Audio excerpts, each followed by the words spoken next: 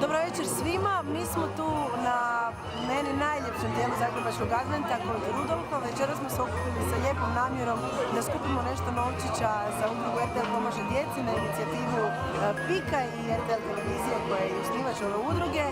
Družit ćemo se uz najljepše hrvatske i strane božićne pjesme u izvedbi mladih izvođača. Inače škrapice u koje možemo svi skupa ostaviti veselo. Kunicu, 2, 3, koliko ko može tokom cijelog adventa su tu po svim štandovima do 8. siječnja, to možemo činiti stalno, osobito danas kad je koncert. I naravno trebam da ću naglasiti 060 9007 broj na koji uvijek svi možemo pozvati udrugu RTL pomaže djeci na taj način pomoći našim mališanima.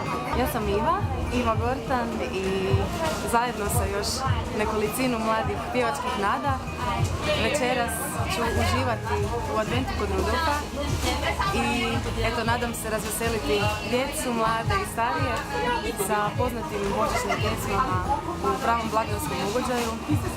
Posebno se veselim zato što eto, nekako bliži se Božić i vrijeme je da se ne samo sada, nego i uvijek nekako svi povežemo a to je nekako nama najbolje i najljepše kroz glazbu.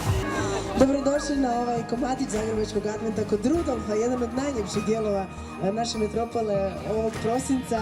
Sigurno zato jer je primarno namijenjen djeci, ali naravno Rudolfu neće smetati ako se i odrasli ovdje dobro provesele, što će večeras sigurna sam biti slučaj.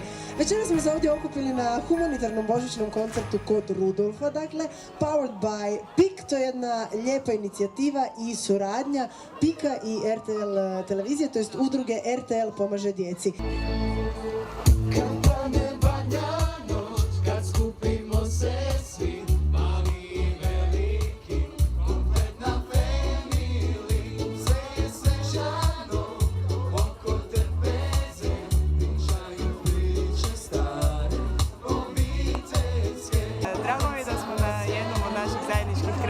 Sastanaka PIK Vrbovca i agencije IMC došli na ovako dobru ideju da napravimo humanitarni božićni koncert za djecu i da prikupimo sredstva za one kojima je pomoć zaista potrebna. Lijepo je biti večeras ovdje i napraviti s jednim od naših najdražih klijenata PIK Vrbovcom ovakav projekt. Sretni smo jer su prepoznali ideju koju smo predložili i jer smo zajedno napravili da ta ideja bude još bolja.